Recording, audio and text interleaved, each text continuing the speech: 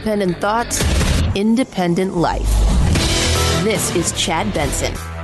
Today, I'm announcing several initial steps my administration is taking to curb this epidemic of gun violence. First, I want to rein in the proliferation of so-called ghost guns that are homemade, built from a kit.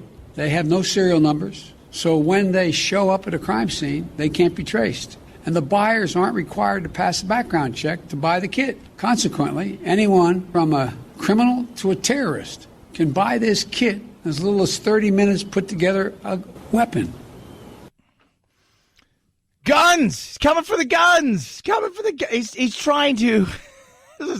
He's trying to keep a promise that he made, knowing full well that everything that he is going to do here is going to be fought in court. It used to be one of those situations where I think this would be a much bigger deal. But here's the great thing with the proliferation of news and information. Some of it's bad. Some of it's misinformation. But the reality is most people don't freak out like they used to because they go, well, first of all, I can fact check any of this stuff. And secondly, it's a states' rights issue. So if you're in a state where, they're pretty pro-gun, you're not worried about anything. They're already suing. And secondly, we all know nowadays everything ends up in court. Right? By the time he had finished saying the last of his speech yesterday, West Virginia's like, we're suing. Day before he did his speech, so that would have been Wednesday here in Phoenix. Here in Arizona, Doug Ducey, the governor, he'd signed a executive order essentially protecting gun owners' rights. You're crossing every T, you're dotting every I, and you're checking every box because you made some promises. You want to do everything you can to keep those promises, or at least make an effort to keep said promises. And that's a lot of what this was yesterday. That's a lot of what it was. At the end of the day, it's still a people problem. I talked about that, and people pushed back on me yesterday. And I think to myself, it's a people problem. If you get rid of guns, are we, and this is a funny thing, are we trying to stop murders, or are we trying to get rid of guns? Oh, that's a good question. Because if we're trying to stop murders, then we need to go into the personal side of things and get serious about some of the stuff that's going on with mental health, with gang violence, things of that nature. If we're just trying to get rid of guns, we're not really worried about the murder side of things. Well, then, be up front and honest with it. That's what we have to ask serious questions about. Red flag laws. Red flag laws allow a police or family member to petition a court and say, I want you to temporarily remove from the following people any firearm they may possess because they're a danger to themselves and to others. And the court makes a ruling. States that have red flag laws have seen the reduction in the number of suicides in their states. I want to see a national red flag law and legislation to incentivize states to enact their own red flag laws. So you're looking like, the red flag laws, or he went and talked about the fact that, going in and taking people's guns if they're potentially a threat to themselves and others. The FBI, by the way, has the power to go in and essentially contact the ATF and say, look, this person we don't think should have a gun. Even though they've passed, we think there's some issues. And they've done that. There was like 3,700 confiscations last year. But what about the people who said something, somebody got worried, or somebody said something against somebody because they didn't like them, and they went and took their guns? Then they got to go. Because if you're saying that somebody's mentally unfit to own a gun, okay, why are they mentally unfit to own a gun? Do I take their guns first, and then we go in and we seize their private property without any really due process? Some states have an overreach like that. It gets complicated. so much of this is. And Biden knew a lot of this yesterday. Same thing. I'm going to close the loopholes, right? I'm going to go and close the loopholes when it comes to, when you go to these gun shows. Well, guess what? The majority of people at gun shows are dealers, right? They're private people there who don't have to run a background check. But the majority of them are dealers. And they do. These are just a few of the things that yesterday he kind of, well, as you like to say, he stretched a bit of the truth. Took a little bit of a grain of truth, stretched it. Trying to make the Charleston shooter, Dylan Roof. Remember that? He just purchased like a day. Now, he purchased it 2 months before. Right? Now, could they and should they have caught it? Yes, but there were clerical errors. Well, you know what? That's the process that needs to be fixed. Right? If you put in place laws, and this is some of the things that drive me crazy, not just about this, but you can go to immigration and so many other things. When you put in place laws and then you fail to enforce said law, or the system, right? The law may be great, but the system in which you enforce it has too many holes in it where things fall through the cracks. That, again, is not the gun's fault. There's plenty of people out there that shouldn't have guns. There's also plenty of people out there that shouldn't have kids. Can we all agree on that? There's a lot of things out there. Constitutionally, we are protected, as we should be. This isn't going to go anywhere. His executive orders are essentially a wish list. And that was the other thing. He's like, well, manufacturers can't be sued, and they're the only ones. Wrong again. And I'm listening. I'm like, Section 230, technology companies. They've got the legal shield. And that's the one thing. If you want to see the technology world change, and so much of the stuff that we do change, Section 230 essentially protects websites from liability for content creators by their users. So if somebody goes and does something horrific and they've splashed it all over Twitter and Instagram, even or wherever, Facebook, long before they're going to do it, they'll do all these kind of things, and you can't hold Facebook, Instagram, and Twitter accountable. They're shielded as well. And the gun manufacturers can be sued for some things. But like everything else, I mean, if you're going to go and essentially say, all right, you know what, you sell a gun and somebody kills somebody with it, you can be liable for it. All right? Even if you did all the other stuff. Okay, so I'm liable for that. Then you're going to open up a can of worms where, well, you know what? Alcohol. Right? You sold somebody, you made beer. That beer was sold to somebody. You should be liable for it. Oh. You're going to open up a can of worms. It's going to be massive. But it was a wish list that's not going to come true. And as I've been saying, Trump's biggest achievement, as far as something we'll look back and go, okay, that was a win, is the courts. And nothing to worry about here. 323-538-2423 at Chad Benson Show's your Twitter. Tweet at us, text the program. A lot more to talk about when it comes to that. Top of that, coronavirus, still doing coronavirus things, not going anywhere in the short term. But the long term is looking better every single day. And I think we're going to get out of this thing much sooner than a lot of people think. In saying all of that, we're going to have a shortage of Johnson & Johnson now. And if you go and look and see that Johnson & Johnson is the thing that people are right now hunting for. And the reason is simple. Convenience, one shot, plus that people are hearing less side effects. I've talked to more people in the last couple of weeks who are like, I don't know if I'm going to get the second shot of Moderna. I don't know if I'm going to get the second shot of Pfizer. And part of the reason for that is they hear that, hey, hold on, Pfizer and Moderna, they're going to give you anywhere between like 80 and 85% protection after the first shot. Johnson & Johnson at its best was only going to give you 77%, and it's only one shot. Why do I need to get two shots? Plus, they're hearing about the side effects from a lot of these things. And during the second shot, that's what everybody supposedly feels side effects. The CDC did an analysis, and only a handful of patients were sent to the hospital with very mild symptoms, such as nausea, some headaches. And we do know from phase 2 studies that were done on the Johnson & Johnson vaccine that these, these side effects were expected. Yeah, but that's a handful of Johnson & Johnson. That's one shot.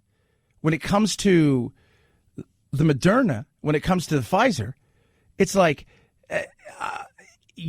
everybody's like, oh, you're going to get really sick. I mean, because I'm supposed to get my second shot, and like, to be honest with you, I don't know. I've got my little card, but I don't know. Normally they write down when your second shot is. I can't figure out when my second shot is. But everybody's like, oh, that second shot, you better plan for a day off or 2 days off. You tell people that. People are going to react in a way where like, oh, I'm not going to get it then. I'll be just fine. Oh, no, I don't need a second shot. Oh, no. There's no reason for a second shot. No reason then. Because I'm going to get 80% protected, and Johnson & Johnson only going to give me 77%. Why do they only have to take one shot and I have to take two? Convenience and the fear factor. And the reality is most of the people, they have maybe a sore arm and maybe a little lethargic, if that. But we so highlight situations where things go bad, much like with guns, that we say to ourselves, oh, this must be what it's like all the time. It's not. But it shows you the power of information and how you can use it and take that and then grow it in such a way where it feels like it's the norm when it's anything but. 323-538-2423 at Chad Benson Show is your Twitter. Tweet at us, text the show. A lot of stuff to get to today. Prince Philip passed away. Man, so young, 99. Chad, that's not very nice. I'm just saying. We're going to touch on that. What a life, though. 99 years. 99 years. Like, if somebody told you, hey, you can live pretty healthy for like 98 of those 99 years, and that last year is going to be a little bumpy, coronavirus, stuff like that, you'd be like, I'd sign up for that. And I get to be a Duke, married to the Queen. I'll take that all day. 323-538-2423 at Chad Benson Show is your Twitter. Tweet, text, Rough Greens. Great for your dogs and great for you. And the reason it's great for you is because the healthier your dog is, the less money you'll spend at the vet. My dog Doodle, we talk about it all the time. We were at the point after being at the vet on several occasions and having going to buy that expensive food that we're thinking we're going to have to put him down because he bites the kids. He's not in a good place. Every time you get near him or touch his hips, he just yaps. So we said, all right, let's try the last thing that we think we can, K9 VitaSmart. Started sprinkling on his food because it's not food. It's actually a supplement. You sprinkle it on top. He eats it up. He licks the bowl. 10 days into it, it's like, wow, different dog. We'll see how long this really lasts. We're a year plus into it, and he is living his best life. No joint pain. Arthritic hips are fine. He bounces around. It's because of the one thing we changed, and that was getting K9 VitaSmart from Rough Greens. Get yours today. It's a free bag. They're going to send it to you. You pay for shipping. That's it. roughgreens.com/Chad.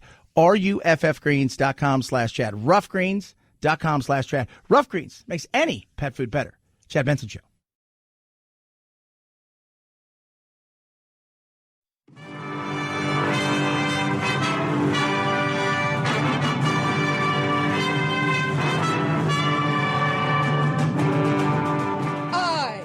To be free. I am not a terrorist. I am not Antifa. I am not a sex slave that wears masks. Don't be a cutie pie. Probably sit around and cook some soups and eat bread and desserts and just get all fat and sassy. You're running my life, man! Yeah, you haven't seen anything yet. You're listening to The Chad Benson Show. The doctors who took the stand all basically saying the same thing. The level of fentanyl, the level of methamphetamine in his system simply was not enough to induce an overdose. They just don't see any evidence of that right now. Now, the defense coming back and saying, well, these drugs are operate differently depending on who's taking them. So it's really hard to say. But the defense, as hard as they tried to push back in court, it really seemed a struggle for them. Yeah, Derek Chauvin trial. Defense is, this is where they're hanging all of their hopes, is these medical examiners and the reports that are coming from next it'll be Dr. Baker soon, and that's the coroner for Hennepin County, who was the medical examiner who said essentially he had died from, heart issues and not having his airway constricted where, it ended up being a strangulation. So far, they're not doing well. If the defense, they're not doing well. They're not. Now, they've also, in saying that, where they did do well, and I think surprised some people, is when they had some other officers up there saying, well, look, his knee wasn't on his neck. But we see the video. And do we know everything? How much pressure was on there? How much was it really there? Was it the whole time? Is his full body this? No, but there's enough there where you can sit there and say, I see with my eyes that there's an issue here that is well above what should be happening. And if it happened to any one of us, we would be like, they're choking me out. Wasn't a great day. If you're Derek Chauvin, if you're the prosecution, stay the course. Stay the course. Now get to the part where the medical examiners, your person is the autopsy specialist, because they're all bringing in specialists.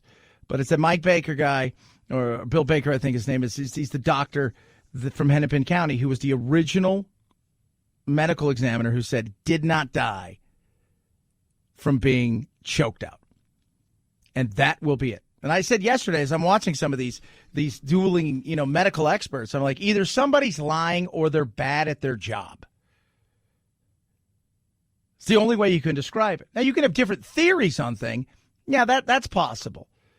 But you feel like somebody's not saying something because, well, they don't either know about it or they're hiding it. 323-538-2423 at Chad Benson Show is your Twitter. It's the Chad Benson Show.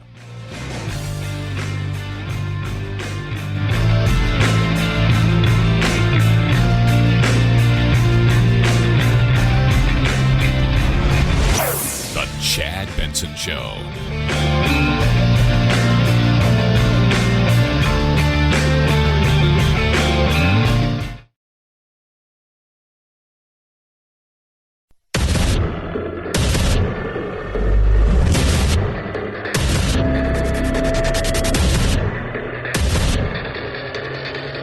Independent thoughts, independent life. This is Chad Benson.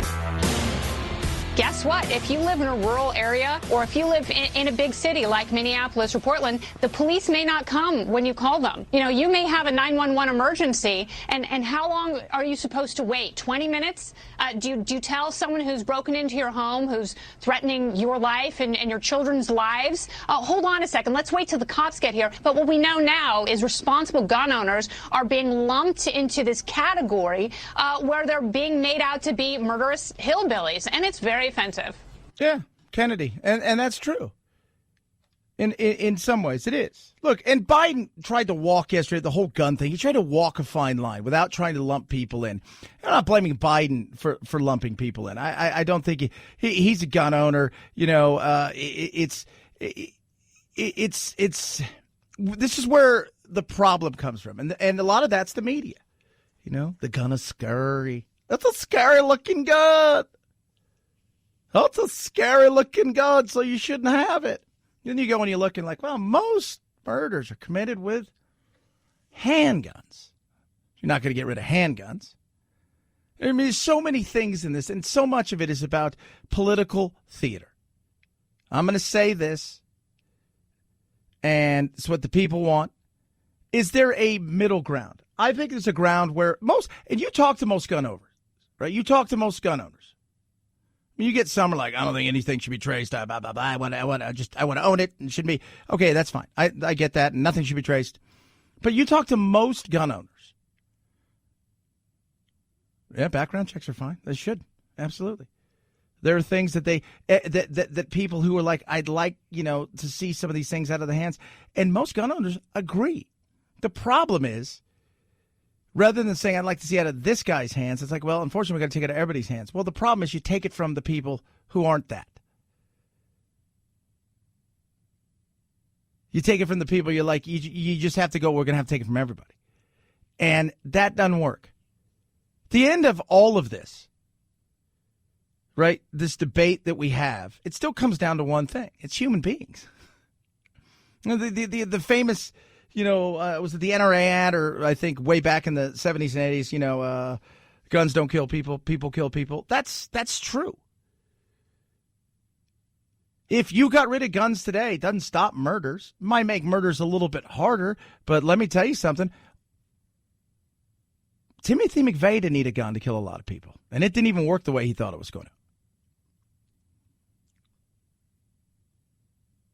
Murders are going to happen. It's if you want to get rid of killing, or do you want to get rid of guns? See, politicians don't want to get rid of guns because the debate is there. And where there's a debate, you're going to make money off that because it becomes what? It becomes an issue where you can raise money by demonizing the other side as either people who are uber liberal, progressive lunatics who want to come in and steal your guns and force you to bow down in front of government, not God. And on the other side, right? I think everybody on the right, thinks that the left thinks that everybody's just a crazy redneck hillbilly running around, just with, just loaded for bear with everything they have, and that's not true either. I have guns, very responsible. You have kids? So what do you do? Teach them, educate them, show them. Take away the mystery, but show the power. Take away the fear, but you add respect. We don't do enough of that. It's still a human issue. It is still a human issue. That's just what this is. At the end of the day, there's a human issue with this. Whether you're fighting over, a drug war or turf, or you're angry at the world and you feel that it owes you something because women won't talk to you and you can't get a date because you're an incel, or it is a human issue. The gun is just there. It's a tool. And I'll be in the wrong hands, it's a tool of death and destruction. And in the right hands, it can defend. It can provide you food. A lot of things it can do. But it's just there. No different than this pencil. No different than a pen. No different than the phone. It's just there. It's an inanimate object that you can turn and use it for bad. And yeah, there are too many people out there who have access to guns who shouldn't have guns. Whether they're mentally ill or they're hell-bent on using it to kill and protect their turf, their area, to get revenge on somebody who was shot because they were wearing a different color. I mean, Chicago, that area in Chicago, what everybody talks about, people don't realize you get outside of a certain several blocks in Chicago, and it's one of the safest cities in the world. But there are places there where you're like, it's Beirut in the 80s, but it's humans. In our state, we have a proud tradition of responsible gun ownership. I myself am a CHL, a concealed handgun license owner myself here in Texas. It's a tradition that we're going to keep alive and well here in Texas. This issue needs to be dealt with in terms of the crisis that we're seeing among the human condition. It's not necessarily gun owners that are creating this problem. It's folks that are facing mental health challenges. It's folks that are committing suicide. And perhaps we need to do a better job to mitigate the violence that we're seeing actually caused by a troubling human condition. In my opinion, let's let states like Texas design their own policy because we best know how to manage our way of life. Yeah, that's another Bush right there. That's George Prescott Bush. But it is a human condition. So if you want to get rid of that, you get rid of humans. and you'll stop it. But if it's about stopping murders and suicides, that's a deeper conversation. If it's about taking away a tool, then that's about control. 323-538-2423 at Chad Benson Show. It's your Twitter. Tweet at us. Text the show. Love hearing from all of you. It's funny. There's all this stuff out today about Hunter Biden. You know, Matt Gaetz. People are like, what'd you talk about Matt Gaetz? I've talked about Matt Gaetz enough. You guys know how I feel about him. I think he's a hot mess, and it's getting worse every day, and that guy needs to go. But never a fan. And Hunter Biden, you know, it's not about Hunter Biden. It's not. He's a hot mess. Was a hot mess. Shows, you know, we're just talking. He shows zero remorse for any of the stuff that is done. And yeah, you know, it's now this entire thing with the laptop. It's about the media. Right? It's about the media. Now, did I think that somebody who's spiraled out of control with drug use is a top story? Nah. I mean, you know, it's like he's at the lowest ebb. I mean, some of these pictures they're showing, his teeth are, you would think that this guy was beyond homeless. Like this guy was at the end. He looks a hot mess. And it's a nightmare that he was putting himself through and his family through. I look at this and think, to me, though, it's about the media. Because when this first came out, remember this? You know, they were trying to draw a line between, hey, look, Hunter wanted to use his dad's place of power as a money grab and to refix his reputation and to, you know, this is what he wanted to do. Look at all the stuff he was going to do in China. Look at all this stuff. Look at all these things. My issue was with the media and big tech because it was fake. It was all lies. Everything's fake. It's not real. It's not real. No. It's all lies. You're making stuff up. It's Russian misinformation. It's all lies. Russia's misinformation. Even though it was Russia, that it was all about Trump. Remember, Russia tried to both have Trump elected and destroy him at the same time, which is weird. It's like, I want to own a plane and crash it. But, wait, what? Yeah. You know that? Yeah, that's what I want to do. But not into anybody. I just want to own one and crash. It's insane. But the media, establishment-wise, runs out and they say it's a lie. Same thing with like the whole China Wuhan law, you know, lab. Oh, that's a conspiracy theory. Is it? No. But so much of it was about Trump. And that Time article that came out earlier this year, essentially saying, hey, look, there was this cabal, if you will. That's what they call it. Their words, not mine. Of big tech, right? Social justice activist groups that, you know, they're not associated with one another, but loosely put together a game plan to make sure that Trump was defeated. Did everything they could. And that included establishment media. The story about Hunter Biden isn't the story about Hunter Biden and his downfall and his hot mess of a life and his addictions. The story is about the fact that there was no story. We were told it was a lie. And when it wasn't a lie, nobody's held accountable for saying, hey, it's fake. It's all fake. It's baloney. It's fake. None of it's real. And on the other side, yeah, Matt Gaetz is in a lot of trouble. That guy needs to go. But I've been saying that for a long time. So, you know, I was on that train a long time ago. Long before any of these things. But they won't stop talking about it. It's 24/7 on MSNBC when it's not the Derek Chauvin trial or coronavirus. It's Matt Gaetz is this, Matt Gaetz is that. This is a hot mess, too. And Fox and, One American News and Newsmax, they'll cover this stuff. But the truth is, they're a small footprint. Outside of Fox, they're a small footprint comparatively to that establishment media. It's the stuff that you don't hear or they select not to tell you. That's what you need to hear. 323-538-2423 at Chad Benson Show is your Twitter. Tweet at us, text the program. Love hearing from every single one of you.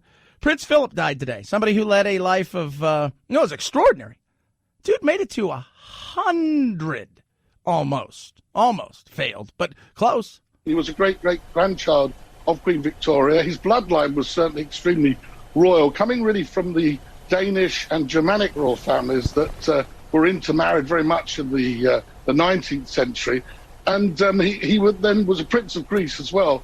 They were brought in really from outside to be the royal family of Greece. Yeah, so guy had royal lineage because it was very important back in the day. But he did spend his last year hanging out with the Queen. Apparently they got much closer because, the pandemic. They were married a long, long, long, long time. And now you've got to deal with the funeral and all of that stuff. And then that comes with drama because, you got Meghan and Harry. So that'll be awkward. Awkward. 99, man. Good life. He had all the stuff, right? He had all the outfits all the time, always looking super dapper and posh everywhere. He was like, you look at him, he's like, that's old royals. That's old royal money right there. That's old royal money right there. 323-538-2423 at Chad Benson Show's your Twitter. Tweet at us, text the program. Love hearing from every single one of you. Home title lock. Facebook had a breach of 500 million people's data and information. That's all cyber criminals need. Title theft grew faster than other cyber crimes, than like identity theft from 2015, 2020. Almost 2.5 times faster because it's easy to do. It's one of those things where it's like you wouldn't even think about it, right? Who's going to steal my house? It's not hard. They get your name. They get your information. Everything's public record. They pull it up. Boom. Away it goes. Home Title Lock's there to make sure if somebody's pulling something up that they're doing it because they're part of the process of home ownership for you, making sure that your home is protected. So somebody doesn't steal your home, evict you from your home, steal all the equity in your home. It is something that's happening more and more, and it's growing. Right now, your chance to join, 30 days free. See if you've been a victim. Go to HomeTitleLock.com. Use the promo code radio. HomeTitleLock.com, promo code radio. HomeTitleLock.com, promo code radio. Chad Benson Show.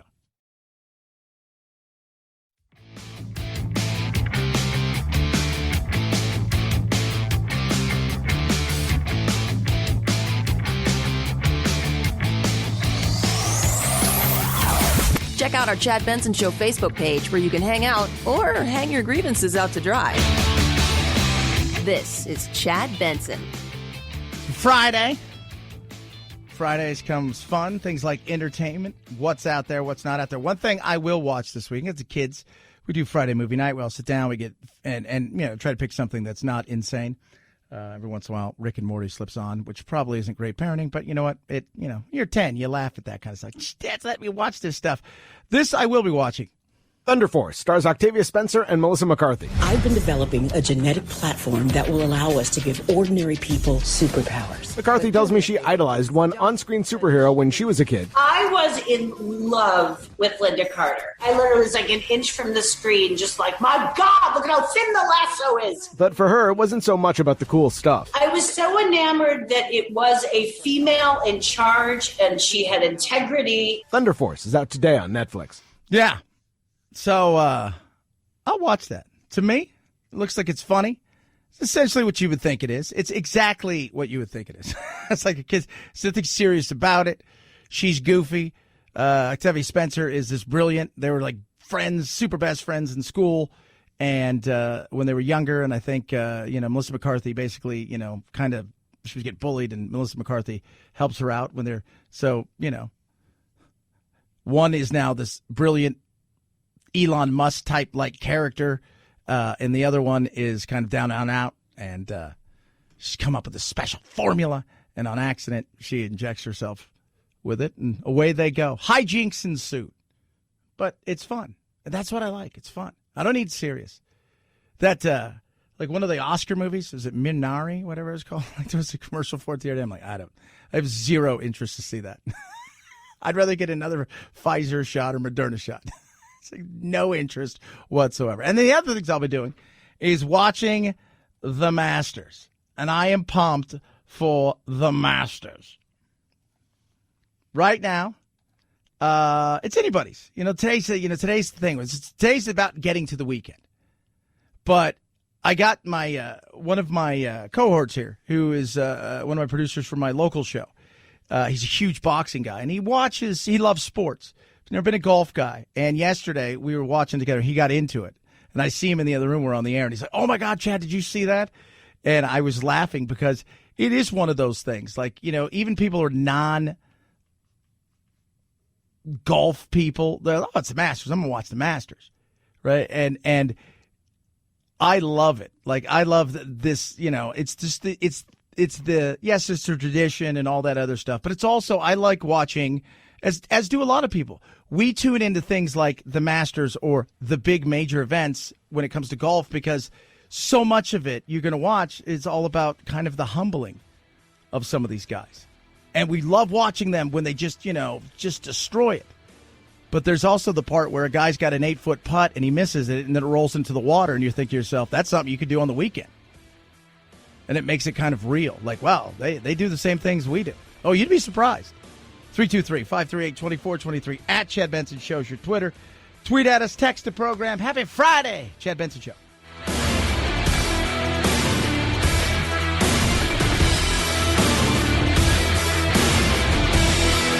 This is the Chad Benson Show.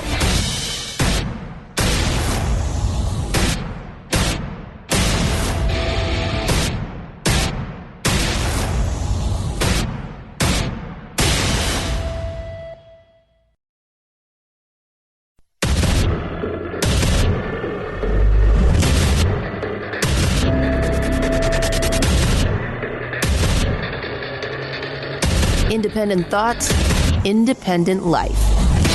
This is Chad Benson. I have to say I'm worried about half a dozen or so states where cases are really rising pretty quickly. Michigan, obviously, the most prominent of them. What we should be doing right now in places like Michigan is we should be surging tests, surging vaccinations, helping those states get over this. Dr. Jha right there. Yeah, some states are definitely seeing a rise. Some of those states that are seeing a rise, like Florida's seeing a bit of a bump. What is it? 80% of the cases are in about 5 states. Pennsylvania is one that's seen a bump, in New York, New Jersey. But Michigan's big. Well, one of the things about Michigan is they were really locked down. We've talked about this for quite a while, that part of us getting to herd immunity is going to be people that have been exposed to this, people who've had it, whether they were asymptomatic or, had it and they felt sick for a few days and got better, or they were even sicker than that, but they've had it. The whole thing is they've had it. That helps with the battle of this. When you're locked down, it doesn't work that way, right? So you're like great at mitigating cases, except for the fact that to get to the point where you vaccinate enough people. And see, remember, they were locked down for such a period of time that when you look at what's happening and the fact that they are reopening and people are going back out there, Gretchen Whitmire, the governor, had no choice. She said, I don't have a choice. The fatigue is worn on everybody. It's not just the people on the right who want me gone. Everybody. Same thing that happened in California. Eventually, people looked at Gavin Newsom, who voted for him, and thought, oh, you're the bee's knees, and said, all right, we've had enough now. We're going to get back out and live. And you can expect a bump. Israel had it. As their vaccinations surged, they had a bit of a small bump in cases, but then it kind of plateaued rather quickly. So places like Texas, places like Arizona, where we had a huge amount of people that were exposed to this and had it, we were the worst in the world. I remind everybody that. So what do you mean worst in the world? Per capita. So if you were to measure everything equal, we were the worst on 3 separate occasions. The number of people had it, our test, positivity rates, everything was the worst. But because of that, it spread enough that there was already starting to get a certain amount of herd immunity And then you couple that with, yes, the evil vaccine. And lo and behold, what do you have? You have herd immunity. Some states are going to be much better than other states. That's the world of viruses. So vaccines, wonderful. But if we were to try to vaccinate ourselves out of this, it may take forever. I think it's great that they took a pause, made sure everybody was okay, and resuming after that investigation. We want to do this very carefully, and I think things are going actually much better than I expected. I'm not worried at all, and I think it is good to observe these things. Yeah, that's very interesting. You know, the J&J, there was an incident where people had some reactions. You're going to have that. When you think about how many people are getting this on a daily basis, hundreds of thousands and millions of people a day are getting this thing. The reactions have been very minor. Very, very, very, very minor. And that's good. Now, what are we going to look like in 6 months? We may have gills. I don't know. But so far, so good. But the side effects are the things. I hear more people say, well, I'm not going to get a second shot of something because of the side effects. Because they're terrified. Why? Because the doom scrolling. You watch television and you talk to your friends and somebody had it. Like if somebody had it, if there's 10 people that you know that had it, and 9 of them said, yeah, you know what, I had the coronavirus. I had a headache for a few days. And, you know, it kind of felt like, you know, for some people, it's like I had a bit of a sinus. It felt like a sinus infection, but then I had a fever. Some people's like I had a cough, but it wasn't awful, you know, and after a couple of days, I felt a lot better. And I, you know, just got through the little period and I was fine. But if one person's like, oh, I almost died. It was all this kind of, that's the person you pay attention to because we are inherently looking at the doom side of things. More from Dr. Shah. Well, we've seen. Oops, hold on. Push the wrong button. I tend to do that every once in a while because of the side effects. What we've seen from clinical trials is most people get a sore arm. Starts about 8-12 hours after the vaccination and can last for a couple of days. That's pretty common. We do see, especially after the second shot, for about 24 hours, people can have chills. Some people have low-grade fevers, body aches. That's just your immune system really revved up after the second shot. But it's so funny because so many people are like, oh, I don't know if I could do that. Really? It's convenience. It's convenience, man. That's the other side of things, man. That's why I tell everybody Johnson & Johnson was going to be the game changer until they jacked the pooch with screwing up so much of their was it 15 million dosages, and now they went from saying they're going to have X amount of dosages to cutting that down to virtually nothing. That's been their nightmare. Their nightmare has been the manufacturing side of it, but the game-changing side of it is a convenience. And we are a nation of convenience. If we weren't, we wouldn't have smartphones with apps. We're at a point now in our lives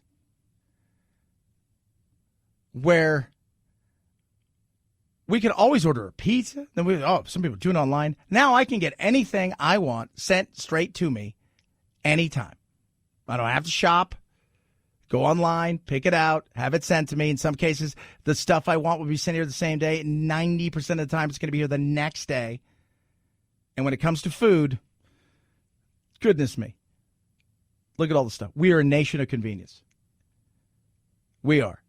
We talked to a dentist out here who is, so the shots are free, right? Like you go wherever and you get your shot for free.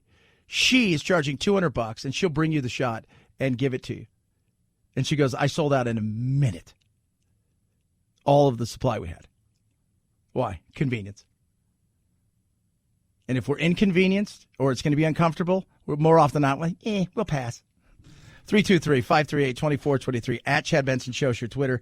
Tweet at us, text the program. Love hearing from you. Yesterday, Biden with his big announcement.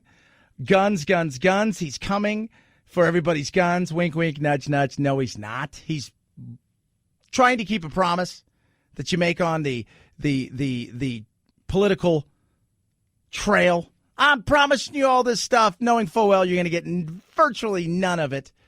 And you're not getting, really anything soon. Because, well, you got that pesky Constitution that we love.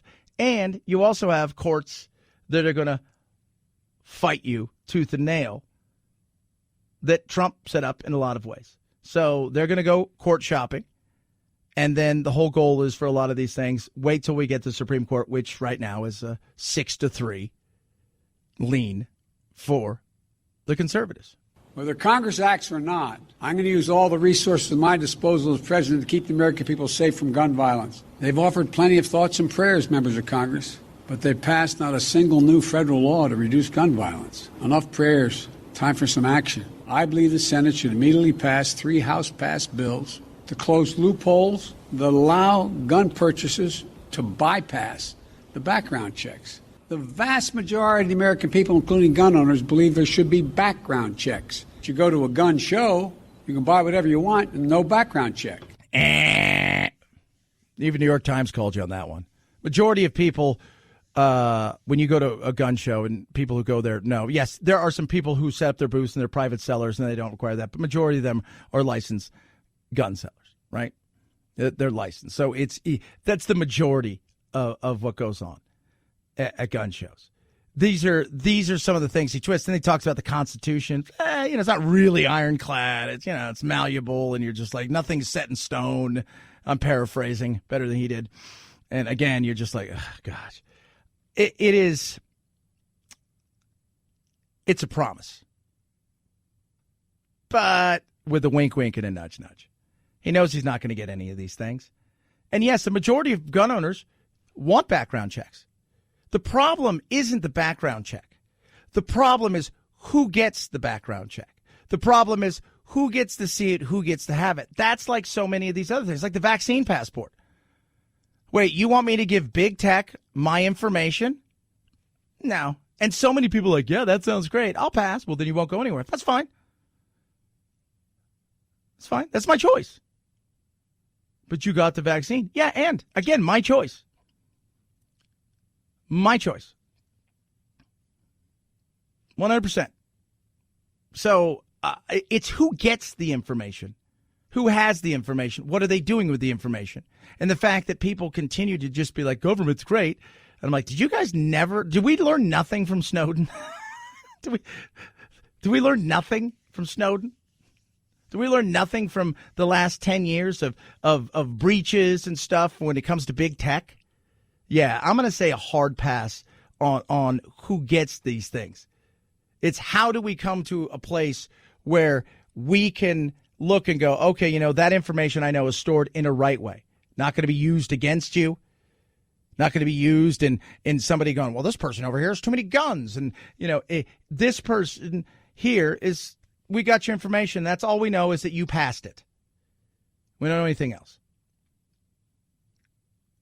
So it's not whether or not there should be background checks. I'll go and say it again for a lot of these things. It's who gets to see the stuff and who gets to store the stuff that there's caution.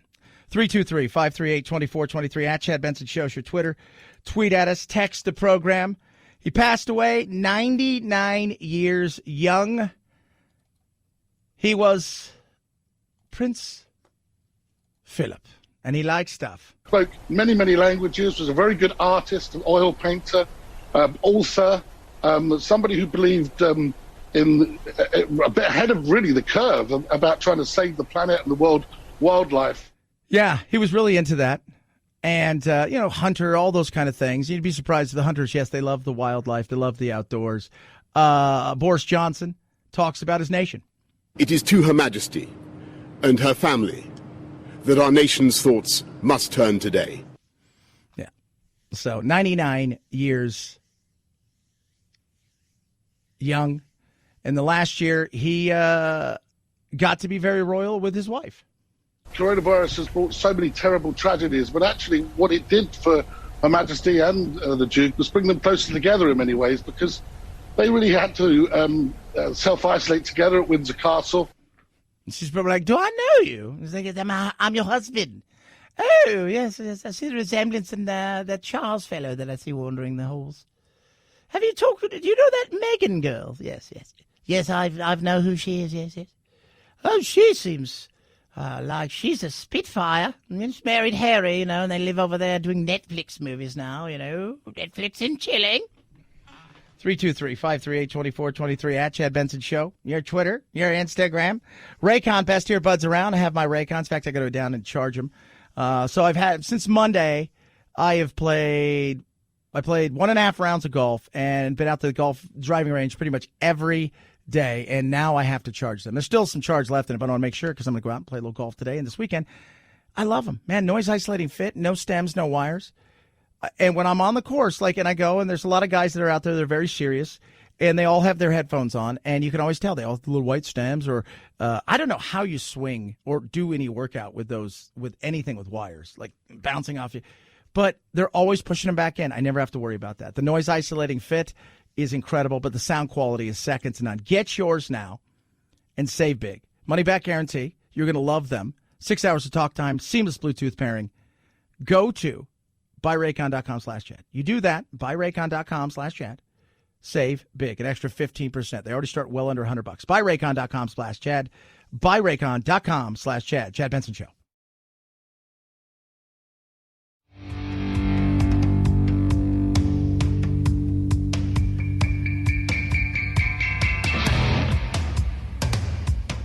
Irreverence? Yeah. So what? It's the Chad Benson Show. That's me. Are you guys ready? Let's do it. 5, 4, 3, 2, 1, 0. Ignition. Liftoff. Now it's time to find out what's trending. What's trending? Yeah, what does that mean? I mean something, right? Like it's trending on the old internet. What's trending? Let us find out what's trending around the United States of America. Right now, Prince Phillips. 2 million searches so far just in the Alphabet world. The Alphabet Inc., Google and whatnot. Passed away. DMX was trending yesterday, the highest trending, 5 million. He is on life support. They did a brain scan, and yeah. His family's like, we think he's going to make it. His management team's like, yeah, no.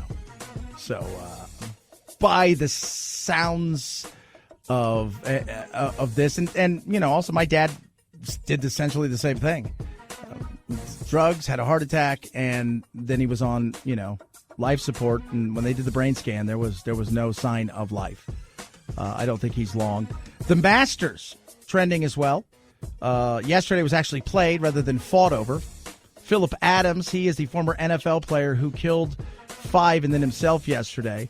And we're going to touch on that. It's a sad story. This is another story of CTE because the doctor who he killed in the family was treating him, and apparently he had suffered several concussions throughout his NFL career.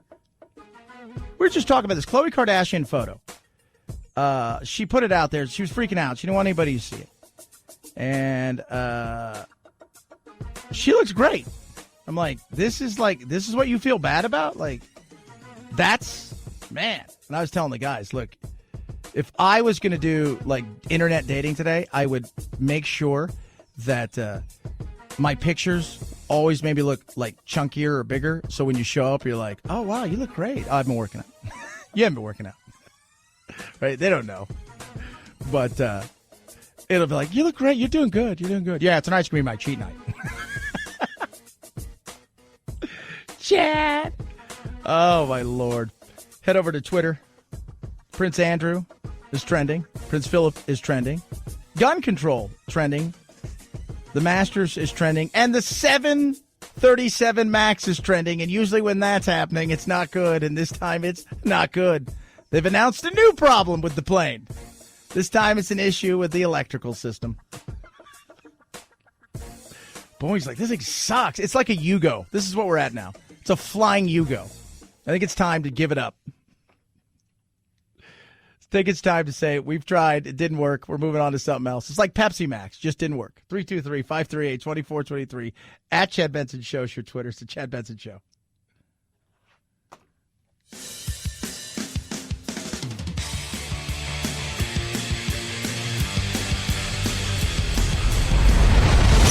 The Chad Benson Show.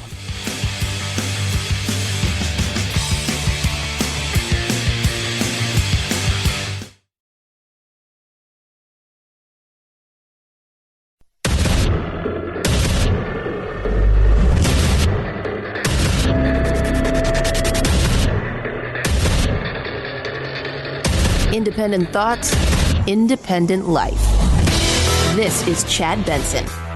Hey, Stuart, the truth hurts. I mean, look at the Washington Post. They gave the president 4 Pinocchios on what he was saying about Georgia's bill, referring this bill to Jim Crow 2.0 or Jim Crow on steroids. He needs to look at his own state. In Georgia, you don't have to have an excuse to vote early. We have 17 days minimum that Georgians can vote early. In Delaware, you have to have an excuse to vote early. So he's definitely lying about the bill. Yeah. Brian Kemp right there, Governor. It's the battle of the bills, right? It's the battle of this. It's the battle of that. It's this is evil. That's bad. Racism. What did Rachel Walensky, the head of the CDC, came out? Apparently, racism is now it's an epidemic, and I'm just like, it's. What do you do at this point? It's always about being woke. It's always about race. It's always about. It's always about somebody being a victim all the time. Somebody's always a victim. It's like, oh, somebody's a victim. This person's always a victim. Why are they a victim? Because somebody tweeted something. Well, okay, show me on the tweet again. Show me on the doll where the tweet hurt you. There's always just something. Here's the thing. Voting matters. Absolutely. Did Georgia break the law? I'm not asking if you liked it. I'm not asking any of those questions. Is what they did legal? Yeah. Yeah, because, they've got the legislation in the State House. They're able to do something like this. Okay, then. So that's why you put other people in, and you get more active so they can reverse things that you don't like. And it's tougher. Because of gerrymandering, because of the way that things. By the way, both sides love the gerrymandering. They say, "Oh, we're going to fight. We're going to draw distance." Yeah, it's always about keeping the power in the fiefdom. But those are the things you have to ask yourself: was it legal? Was it? It was probably legal, probably. But you don't know.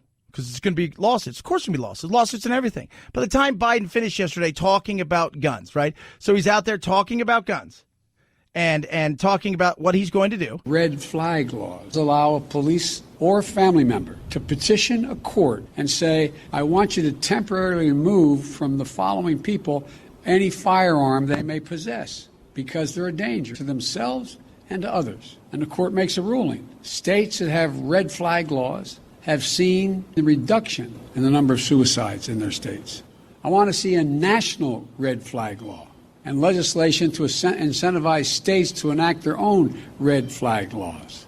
So the red flag law, and a lot of people think, so this is, we explain exactly what the red flag, it's different in different states. They all have some, like, I think it's, several states have it.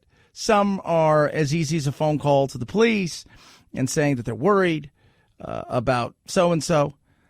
Some are a little bit more intricate in the way that things are run and how you can go about that. But then you run into these, it's like, I'm sitting there thinking to myself, so if your neighbor says, I don't trust so-and-so, I think he's not right in the head, and then they show up, right, the police. So the neighbor doesn't like me, thinks I'm not right in the head. Maybe you're not right in the head, but you're enough to say, hey, look, we've just been fighting all the time, right? We're fighting about the easement or whatever it is. Now the police and everybody have to make a snap judgment. Are they supposed to take you there for a 72-hour hold to see if you're mentally competent? There's all these things that go into to this. And there's the problem is there's so much nuance and context that you're going to have to, it's going to be tough. It's how do we get to a point where we can have real conversation, an honest conversation? Because so many gun owners I know are like, I don't know if people should have those guns. But I don't want those guns taken away because my fear is if they go and start taking those guns, well, then my guns are going to be next. And you're like, see, this is why we can't have an honest conversation because you're censoring yourself and even how you feel about things. And that's the frustration. And then you couple that with the fact that the extremes didn't want to take everything over. And when they take everything over, it's not about getting anything done. It's just about trying to impose their power and will on somebody else. It's silly. It's silly. It truly is silly. Can't have an honest conversation. And it's the problem with what's going on in this country right now. Because we can't be honest. People are afraid to have real conversation. It doesn't matter what it is. We can't have a conversation about race. Why? Well, because if we have a conversation about race, then what ends up happening? Somebody's going to accuse somebody of being a racist. Or they have white privilege. Or whatever it is. We can't have a conversation about you're fat shaming. Right? It doesn't matter what it is. Because we now live in a world where we just want to hear the things that make us feel good. I have people that I work with when it comes to my show, and when we sit down, which is once a week or twice a week, they listen to a bunch of shows and audience stuff. I said, don't tell me the stuff I'm doing good. I don't care. Tell me the stuff that I need to work on, the stuff that sucks. When I played soccer, I was that way. I know what I do good. What do I need to work on? Sometimes it's something big, and sometimes it's something like, this is, we think that this should happen, or we think that, things are changing, so we need to maneuver in this direction. But nobody wants that because everybody takes everything personal. And that includes, criticism of any nature. Like, how many of you have kids that are in their teens or, a little bit younger? You can't criticize them, even the 20s now. Why? Because they take it as a personal shot against their being. Michael Jordan, he'd miss a 12-foot shot to the left. He'd go back out. What is he doing? He's practicing after the game, 12-footers from the left. Why? So he doesn't miss again. I know what I need to work on.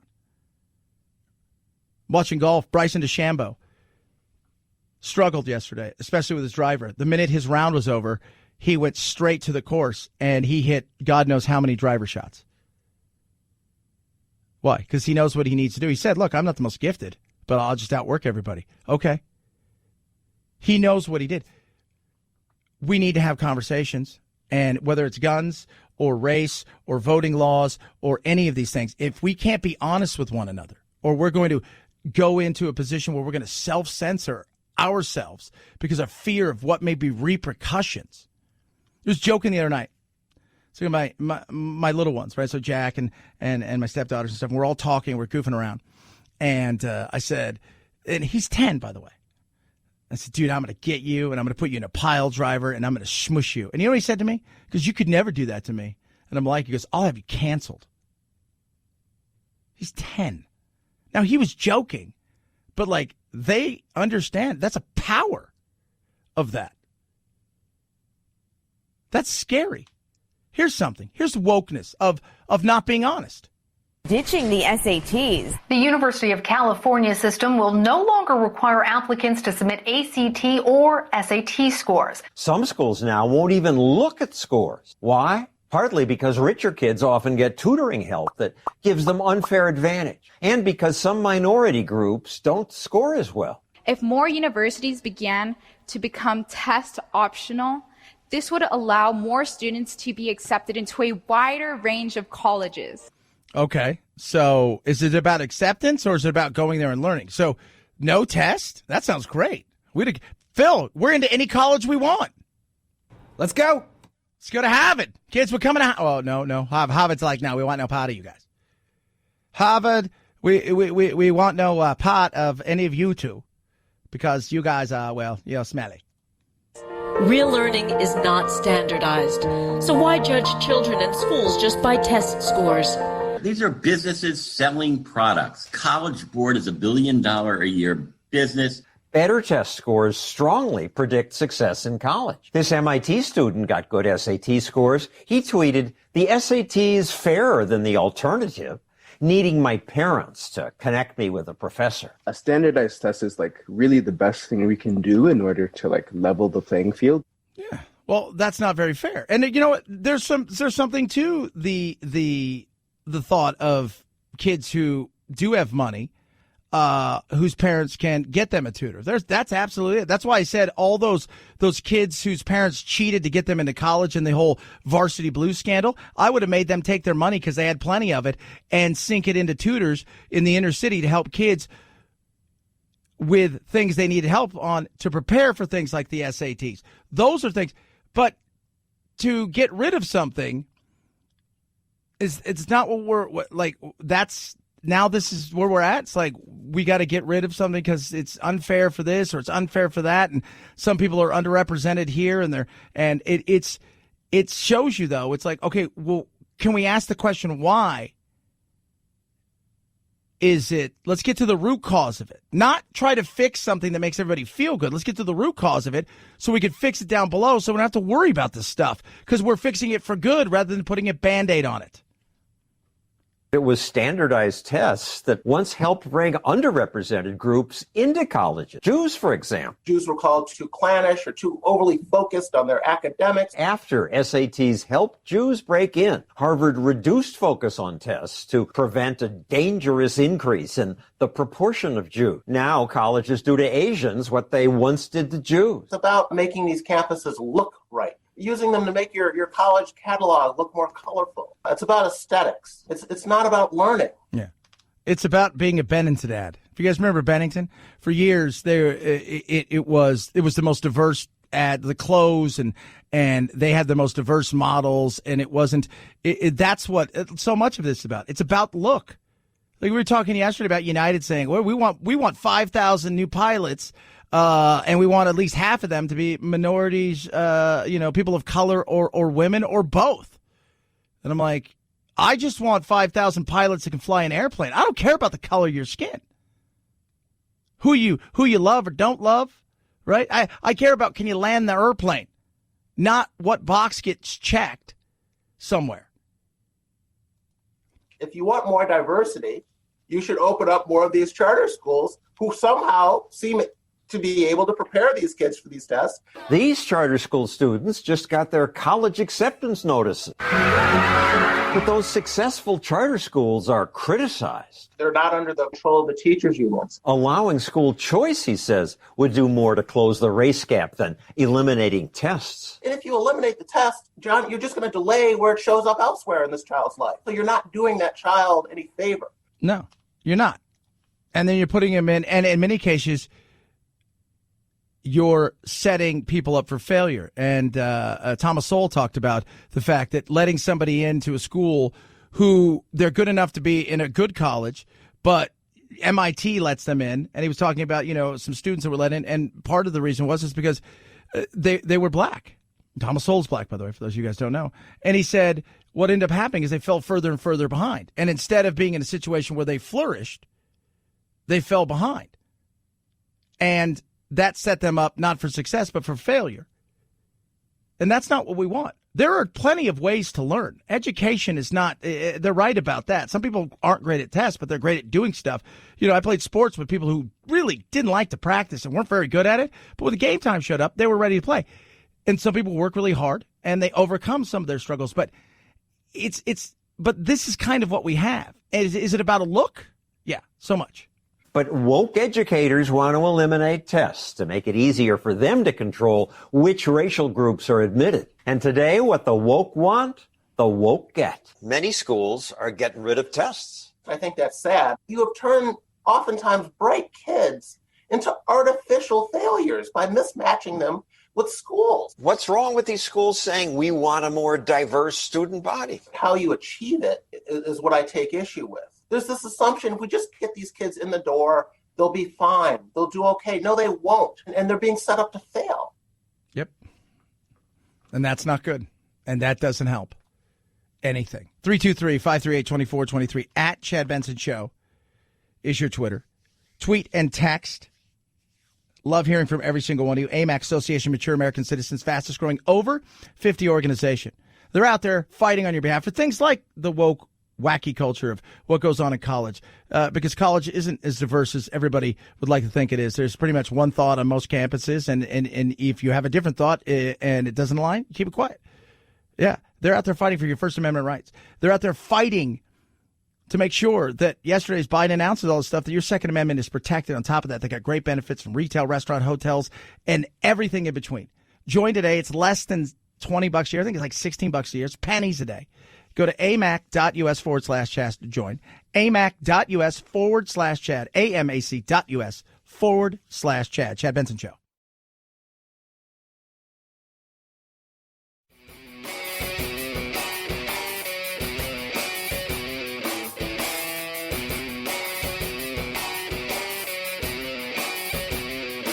Being antisocial sucks. Hang with Chad's friends on Facebook, The Chad Benson Show. And if you just need some alone time, head on over to Twitter @Chad Benson Show.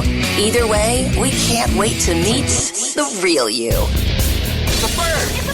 It's a copy of Action Comics #1 from 1938, and it just sold for more than any other comic book ever, $3.25 million. The comic features the first appearance of Superman, and its owner just turned a heavy profit. ComicConnect.com, which brokered the private sale, says it was purchased just over 3 years ago for $2 million. By the way, the previous record for a comic book sale, it was a different copy of the same book, which sold for $3.2 million 7 years ago. It's estimated there are about 100 Action Comics #1 flying around.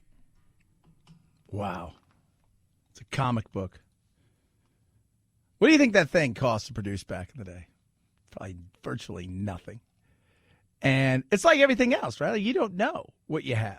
Like, even we were talking the other day about, what's his name? Tom Brady, right? And his rookie card. His rookie baseball cards are huge again.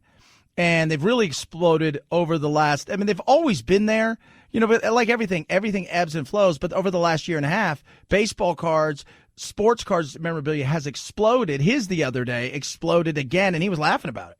Tom Brady isn't just setting records on the field these days. The 43-year-old seven-time Super Bowl champion just broke the record for trading cards. An autographed Brady rookie card just sold for $2.25 million, the largest price tag for any football card ever. It's surreal, and it makes me want to go check all my cards that I have stored, thinking there's got to be one in there somewhere. I mean, I kept all these cards for all these years.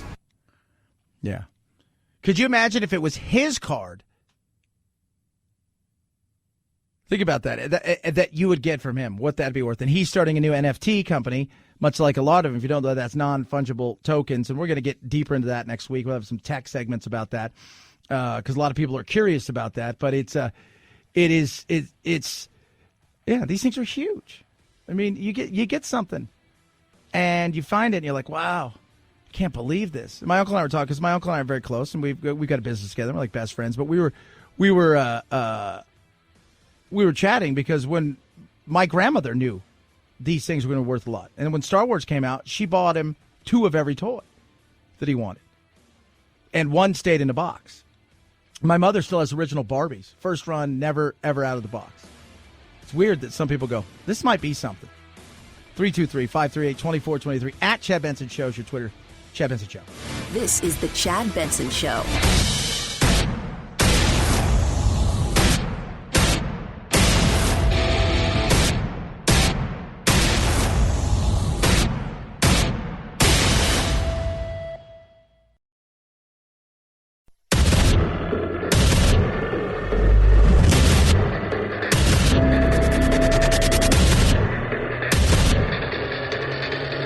Independent thoughts, independent life. This is Chad Benson. Today, I'm announcing several initial steps my administration is taking to curb this epidemic of gun violence. First, I want to rein in the proliferation of so-called ghost guns that are homemade, built from a kit. They have no serial numbers, so when they show up at a crime scene, they can't be traced. And the buyers aren't required to pass a background check to buy the kit. Consequently, anyone from a criminal to a terrorist can buy this kit in as little as 30 minutes, put together a weapon. A weapon. He is coming for our guns. That's what everybody thinks who owns a gun. Like everybody who thinks, oh, these people own guns, they must talk like this. Man, he owns a gun. It's not true. I have some of my most liberal friends have a cache of weapons. Because they're classic liberals. Super empathetic, and one of them's a super vegan, but he loves to shoot a gun. It's cathartic at times. It really is. Man, it can be so cathartic. Just getting out of the it's great. You know what the thing about guns is for a lot of people? It's fear. It's a fear thing. They don't understand it, so they're scared of it. They don't understand the weapon. For some people, it's a machismo thing, right? It is, right? But for a lot of people, it's just that they're scared. It's like the whole thing about, the assault rifle. And you just look and you're like, okay. Is it the look? Like if it fired one bullet, and that's all it could fire, and they had to put it down, he had to reload it like a musket. People, it's still bad. Why? Because it looks scary. It looks super scary. It does. It looks really scary. It's so much of what this is. And then when it comes to politics, it's about, checking off the box. Oh, I said I'd get that done. I'm trying it, but I doubt it'll get done. But it's a fear. We fear so many things that we don't know. We were talking earlier about the pilot thing earlier. United yesterday was like, we're going to hire all these people, and they're going to be different races, and it's going to be great. And we were joking like, look, does anybody really care what color your pilot is or who they love? No, we want the pilot to be good and land the plane, and we'll go from there. But I was talking to my friends. He became a pilot. He was terrified to fly. He didn't understand it, but he was terrified to fly. So his thought process was, well, then why don't I learn about it and maybe take some of the fear away?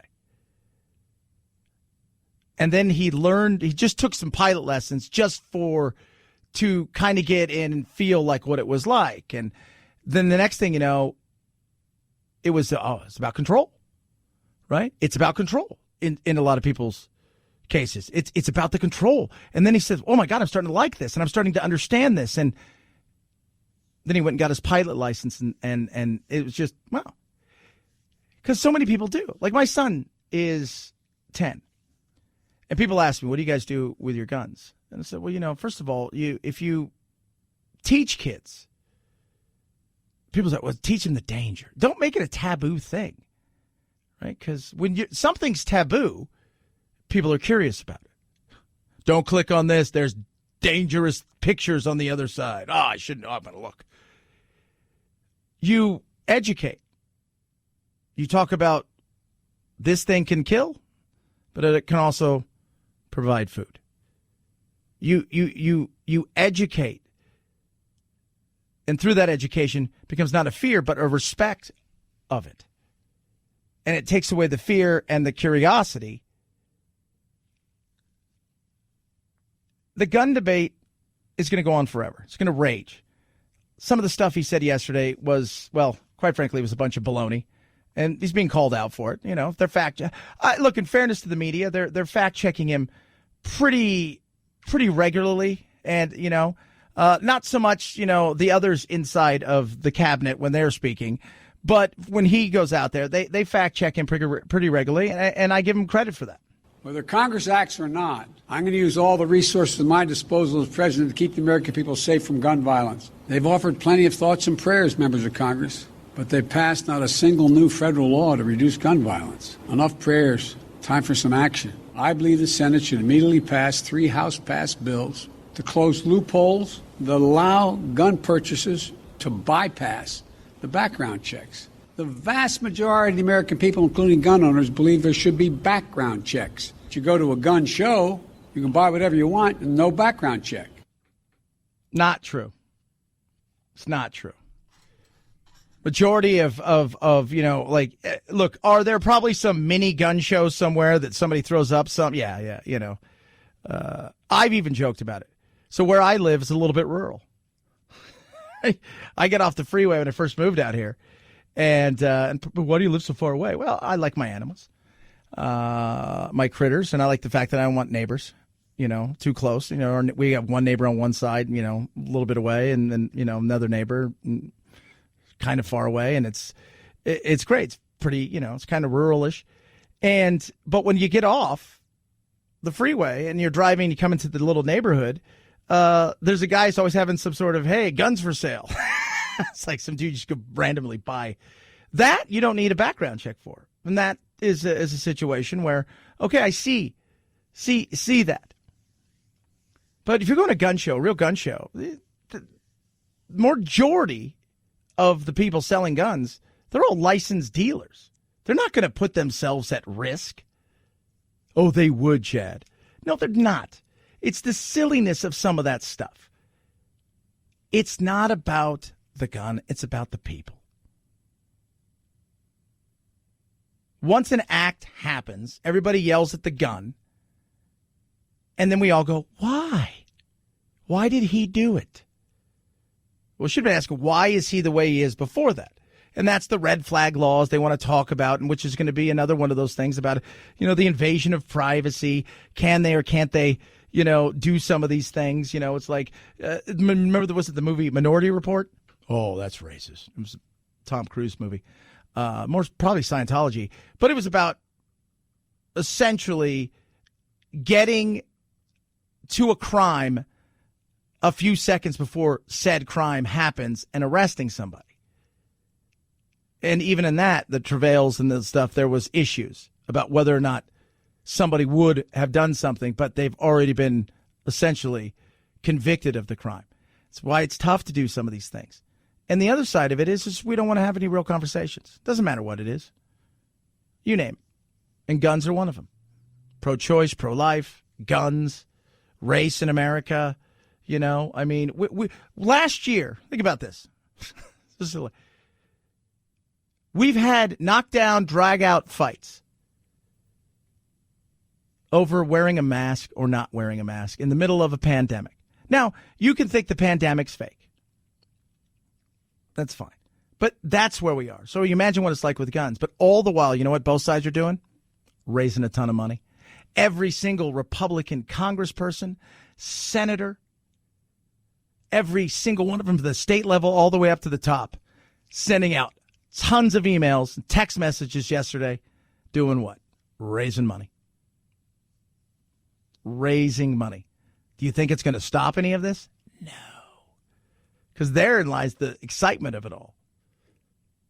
It's right in front of you. It's money. Money. He also talked about if he could get one wish. One wish of his. Out of his 5 that he wanted. The thing he wanted most is to be able to sue the gun manufacturers. Because they are protected. They're not protected in the way you think. People could still sue gun manufacturers for certain things. That can happen. What can't happen is if the gun manufacturer produces something, they get it and they sell it to a licensed dealer, right? And then they sell it on, and that person goes and commits a crime that you come back and you go, well, you made this gun. Because if that's going to happen, the Pandora's box of which you will open there. Budweiser made beer. This guy became an alcoholic. Then he drove one night and killed somebody. I got to sue Bud. And he said no other companies have this. Wrong. Again, Section 230, the thing that needs to go, essentially, when it comes to tech companies, allows tech companies to have zero responsibility in what takes place on their platforms. As far as if somebody's going out and they're recruiting people or doing things that they're not responsible if something goes south. That was omitted yesterday. Now, if a gun manufacturer or dealer know that they're selling something to somebody who is going to commit said crime, and they know that, then they're totally culpable. But it's the why let facts land in the middle of something that's a story of money raising and good times. 323-538-2423 at Chad Benson Show is your Twitter. Tweet at us, text the program. George Floyd case continuing. It's getting down to the parts now where you're starting to get all of the people that the defense believe is going to really, hopefully for them, turn the case on its side. So far, not so good for the defense. We're going to touch on that. The prince, not Prince Charles or Harry or anything, but Prince Philip passed away. We're going to talk about that as well. And some immigration. 323-538-2423 at Chad Benson Show, Twitter. Car Shield. Love it. Use it. Have it for my cars. I've had to use it. I've had an issue with one of our cars. Back and forth. This was that. Everything was handled. Didn't have to worry about anything. And that's great. You know, it ended up being we thought it was radiators. Kept saying it was radiator. No, it's not that. Finally, it was the thermostat. All handled. That could be you. Car Shield is great. You call them up, you be specific in what it is that you're looking for your car, depending on the age, the newness of it. Does it have a lot of electronics? You're worried about that. Is your car a little bit older? You're worried about keeping it on the road and making sure you don't have to pay, any kind of big bill with, I don't know if I can afford that. Car Shield have plans start as low as $99 a month. Call them up. You get 24/7 roadside assistance, a rental car for free while your car's in the shop. You choose said shop. Right? Take it to your favorite mechanic. They'll get them paid directly. You pay a small deductible. Call 800-665-2157. Mention code Benson, and you save 10% right there. Or go to carshield.com, carshield.com. Code Benson saves you 10%. A deductible may apply. Chad Benson Show.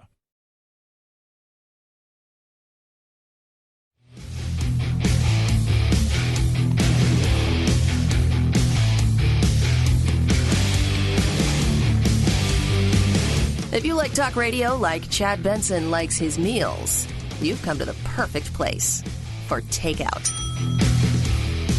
What the prosecution did was a really good job of building up to that crescendo, of putting on Dr. Tobin, as we talked about, Dr. Smock, a toxicologist. We'll probably also hear from a pathologist and cardiologist, all of which are going to solidify the arguments that finally get to that point. Brian Buckmeyer there talking about the Chauvin trial. Baker is the one that I think the lot of people are looking at is going to be the big one, though. And that'll be for the defense because he was the Hennepin County medical examiner who, originally, remember what happened. All this took place, and within, that was Memorial Day last year. Then this took place. As this thing took place, they were arrested within a few days. Which is, as you guys know, normally there's tons of investigation, all of this stuff. They moved at lightning speed to the point where we're having the trial now. Normally these trials could be 2-3 years away, but that's how fast this thing went. But when the first report came out, right, so the coroner, medical examiner, said, well, he didn't die from being choked out. And everybody's like, oh. He says the cause of death was homicide. That helps the prosecutor's case. But he also says the cause of death was cardiac arrest complicated by law enforcement restraint. And he doesn't mention asphyxia. Now, that actually helps the defense's case. They say that Floyd died because of his heart condition and because of drug use. But every medical expert brought up so far by the state has disputed that theory. Yeah. So remember, for all intents and purposes, they're hoping they get manslaughter. Murder 3, but murder 2, which is, what they're, that's the biggest charge on this. That's what they're hoping for. And so, yes, even Baker found that the death, as they call it, was homicide. But the way that they're going to play it is, it wasn't so much homicide as was manslaughter, because he was having issues. He had drugs in his system, although that's already been disputed of whether or not that could actually be enough to kill somebody. And, But it wasn't, it was all of those things. So it was a domino effect. It was Chauvin being on top of him with his knee on top of him being on drugs and acting erratic, talking about the fact that he was there was a panic there. He was fighting back. It was a struggle. The heart elevated, and then the domino effect happened. He was already in poor health, and boom, boom, boom, boom. That's the way they're going to argue it. So yes, showing up, arresting him, doing all those things was part of that, and then the overuse of force. But if there wasn't any heart issues and there wasn't any drugs, he wouldn't have died. That's how they're going to make their argument. That's what they're going to do. But the non-asphyxiation, because the whole thing is remember, one side is saying he died from asphyxiation, that Derek Chauvin had his knee on him on the back of his neck, and he essentially choked him out. But the coroner report, so that's the independent autopsy, the coroner report said, no, there was none of that. He died of cardiopulmonary arrest. So even though they say it was homicide, it wasn't what the prosecution's saying. And that's where the big fight is going to come. Because if Baker somehow says, no, it's because the defense is just holding on hope that this guy can go and withstand what the prosecution's going to say and give their guy a chance to, eventually get out of jail at some point. We'll see. Chad Benson Show.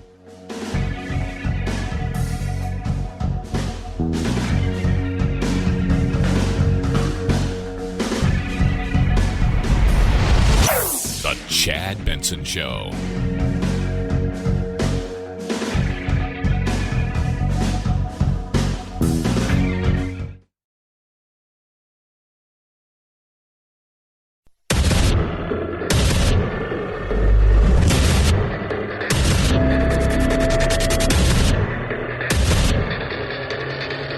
Independent thoughts, independent life. This is Chad Benson.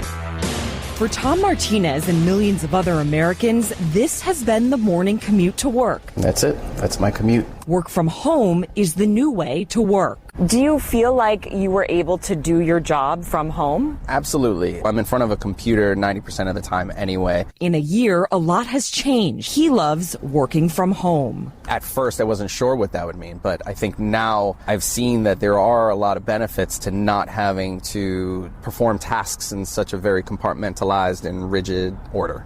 But now he says his company, like others, is figuring out how to bring employees back into the office. Yeah.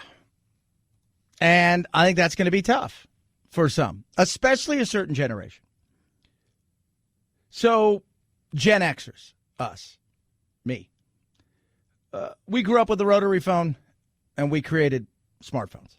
I mean, that's, so we could talk to both generations.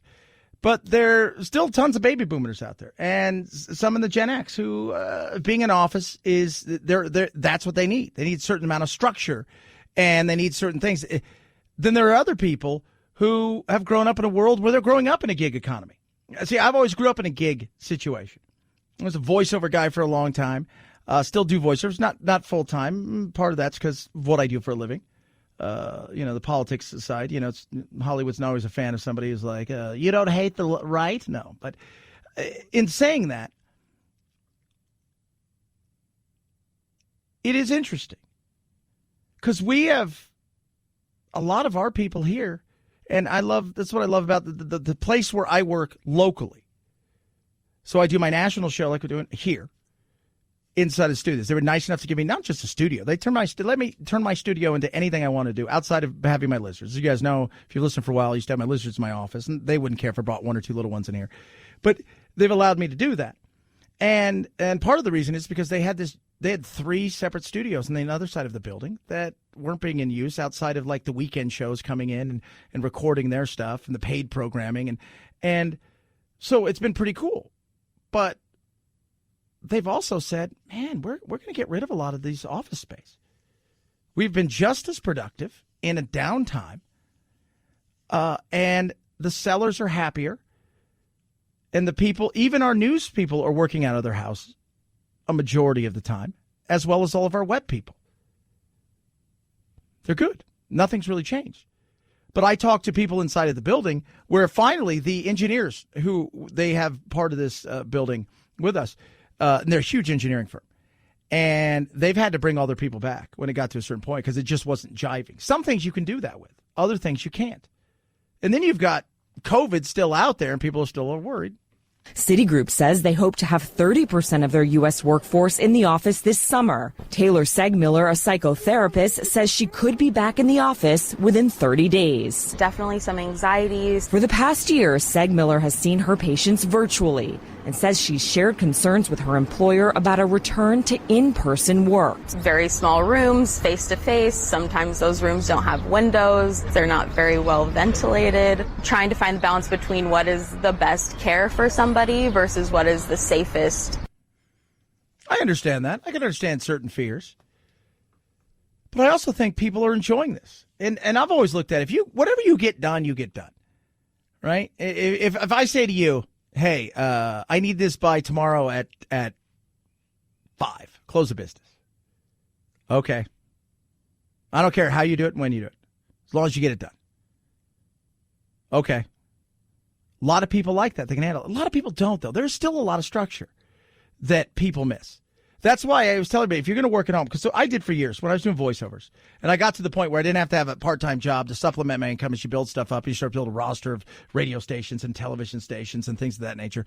You could, I started doing that, and it was great. But after a while, I realized, man, I got to have some structure. Like, I got to have some structure. I just can't sit in front of the TV and I've got to have hey, I'm going to separate this, go into another room, make sure that I'm here and treating it like a job and in the booth, in front of a microphone, working on stuff, because otherwise you can let things get sideways. But you look around, how many office spaces where you're thinking to yourself, many of you are back at the office goes, we don't need to do this. We don't need all this office space. We don't. We can have people work. I think what you're going to see a majority of companies do is give people 1 or 2 days where they want them at the office, and the rest of the time they're going to let them work from home. Almost like a job share, but they're going to have them share, desk when things get back to normal, where you may be here Monday, Wednesday, and the other person's there Tuesday, Thursday, and then you work from home the rest of the days. I think that's what's going to happen. And people have, some people have really thrived with this. And some people are still scared, though, because you still have the pandemic. It's not quite stomped out yet. But even as vaccinations ramp up, 55% of adults say returning to pre-pandemic life right now would be a moderate to large risk to their health and well-being. What we're aiming for is that 100% freedom and flexibility. Chief HR Officer Katarina Berg says the pandemic proved their new model will work long-term. I think it is the future of work. Yeah. Oh, there's no doubt about that. As we become that gig economy more and more, it is absolutely the future of work. 100% the future of work. I would work out of the house and do my national show out of the house, the show here that I love. I would do that if we had the internet capabilities, and that will probably happen later on this year. Fingers crossed, Starlink and Elon Musk, because we're a little rural and we don't quite have the same infrastructure that, other places have. But it is awesome, being able to see my family, being able to see my lizards. People are like, what do I miss most? Working as much as I do, because I'm here by about 3:15 to 3:30 every morning, and I get home at 7 o'clock at night. And after an hour or two, I'm ready to go to bed and get up. And trying to fit everything in on a weekend sometimes is tough. I went out last night, spent a few hours, about an hour and a half with my lizards, as much as I possibly could. Now they're spoiled, rotten, and they're taken care of. But I do miss that interaction.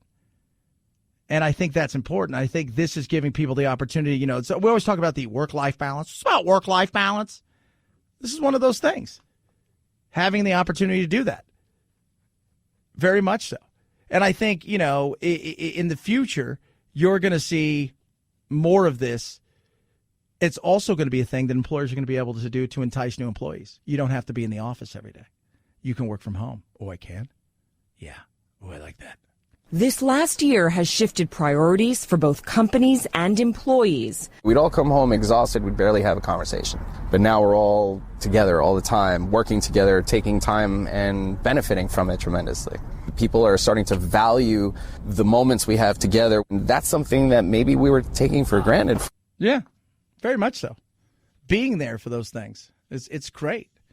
Being able to, because, you have 24 hours in a day. Why do I have to do it between, there's some things you have to do between this and this. Right? But for a lot of things, and you can do it. Just get it done. I have to have it done by tomorrow. You didn't tell me what time. Like, if I have it done by 5 tonight or 10 tomorrow morning, you're not turning it in until 10. So me doing it at 5 doesn't get it there early. That's the one thing I love, man, that you could, like, with voiceovers, I used to just, because some stuff you've got to do, you got to go into a studio, sometimes the cartoon stuff and things like that nature and, other things. But a lot of stuff you just do it right there. And they'll say, oh, yeah, you'll have till, can you get it to us by tomorrow? And I'm like, oh, let's see here. Oh, yeah, that's a 30-minute read of stuff. It's like, I can get that to you tomorrow. And you're like, cool, I got to go golfing. 323-538-2423 at Chad Benson Show is your Twitter. Tweet at us, text the program. So Amazon won. I know it's a shocker. It's good to see small companies able to win one finally. What'd they win, Chad? They tried to unionize in Alabama, and that didn't happen. They lost. And it's so funny because I tweeted that out. I tweeted out what was going on because, you hear horror stories, right, of Amazon employees. But you also hear some people say it's not like that. And then, it's totally like that. How much of that is true? How much of that is not true? Again, you're working at Amazon. Nobody's forcing you to work at Amazon. Nobody's forcing you to go and work at any place, right? Like, you have your job right now. Are you being forced to do it? Well, no, not being forced to do it. Okay. But it's very interesting to see the way that people have kind of, because Amazon, you say workers, it's evil. You hear stories like this. Amazon made $100 billion last year. It's $1 trillion company. And if you work for them, you might have to pee in a bottle. It's not a drug test kind of pee. They just don't want you to take a break. And begs the question, why? They're peeing in bottles. I love getting my packages on time, but if it takes blowing up this guy's bladder, I can wait 20 more minutes. Yeah. Right? 20 more minutes. You hear this. Has it happened? Of course. By the way, every boy's peed in a bottle at one time or another in the car. Let's just put that out there. Someone had urinated in a bottle. But making employees pee in a bottle? They actually make bottles designed just to pee in. I know, I saw one. They're available on Amazon. I mean, how much revenue is lost? Is that what they mean by trickle-down economics? No, it's not. So they tried to unionize, and it was very interesting, the response from people. We're going to touch on that. Because I find so much of it, when we talk about, is a perfect example of because one thing the pandemic has done is it's really showed people, all right, here, this is a group of people that's low-skilled, and these are a group of people who are able to work at other house, who are able to do things. And it's really that gap, as they talk about, this certain gap has kind of spread even more, and it's been exacerbated by this. But we never get to the root cause of any of these things. We never ask questions. And we're going to talk about that straight ahead. 323-538-2423 at Chad Benson Show is your Twitter. Tweet at me. Raycon, best earbuds around. I've got mine charged up, ready to roll. Hitting some golf balls, working out a bit today. I've got some video editing to do. I have my Raycons. You know what I love about them? Seamless Bluetooth pairing. So I've got my work phone. I've got my phone. I have got my computers. I do my editing. Whatever I'm going to, click, it's done. It's that fast. And I love it. And I'm one of these guys, it's kind of like an audiophile. When whether I'm video editing or whether I'm doing any kind of audio editing, I don't like it loud, and I like it soft. Why do you like it soft? I like the fact that I can control it in a way where it's soft, because I like to pick up little things that other people wouldn't hear. To me, it just makes it sound so much cleaner. The sound design is incredible. 6 hours of talk time, the seamless Bluetooth pairing, and the noise isolating fit separates it. It is awesome. and they start well under $100. Get your earbuds now that are rocking the world. Raycons. No stems, no wires. Start under $100. Go to buyraycon.com/Chad to save an extra 15%. Buyraycon.com/Chad. Buyraycon.com/Chad. Chad Benson Show.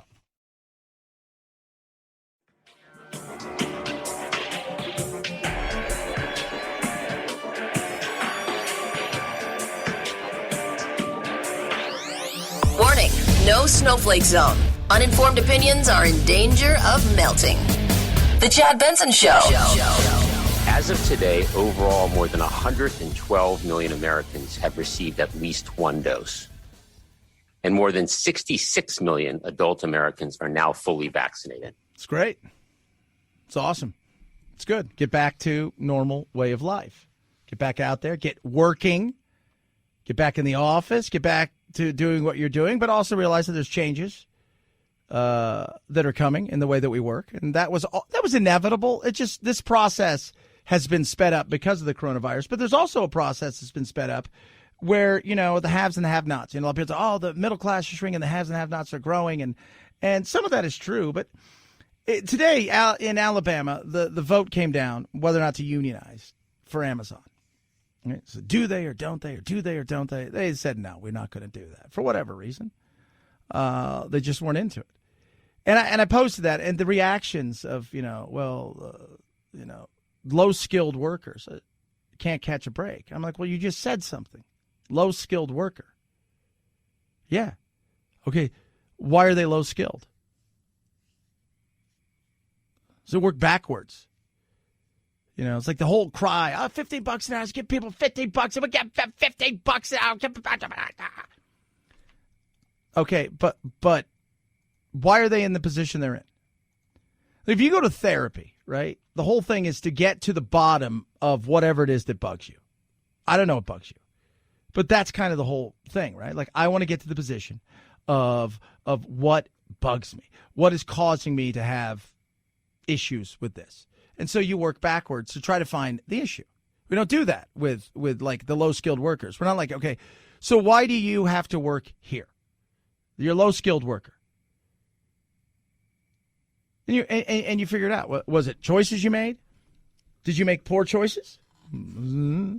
Did you, look, for some people, things have happened in life. And that's inevitable in the world of human beings, that sometimes bad things, mishaps, are going to happen.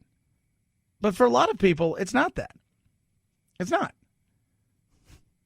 So we work backwards to find out. And the reason's pretty simple. So we can go, okay, now that we know what it is, now how do we work forward to make you a better asset so you can go from being a low-skilled worker to a skilled worker? You improve your value rather than somebody else saying, well, we're just going to increase everybody's wages because we're being told to. Well, the union protects. The union, look, unions had their place. Absolutely. They did. There was a time when kids used to go into mines. You want to talk about bad luck? There you go. Doesn't happen anymore because we have laws. Those laws changed a lot of things. Unions can be good, but they can also be absolutely horrific. See the teachers union in California. Son's still not in school. Supposedly he's supposed to go back like a few hours a day next week, but not with his teachers. They're still working from home because for whatever reason. We never ask the question of why. It's like with the gun debate that's going on. Why is the goal to get rid of guns, or is the goal to stop people killing other people? In particular in mass shootings. Okay, so what causes them to? It's about getting down and digging down and all of these things. And this is part of the problem that we have in this country, and quite frankly, globally in westernized cultures and societies, is we're no longer allowed to have serious conversations about anything,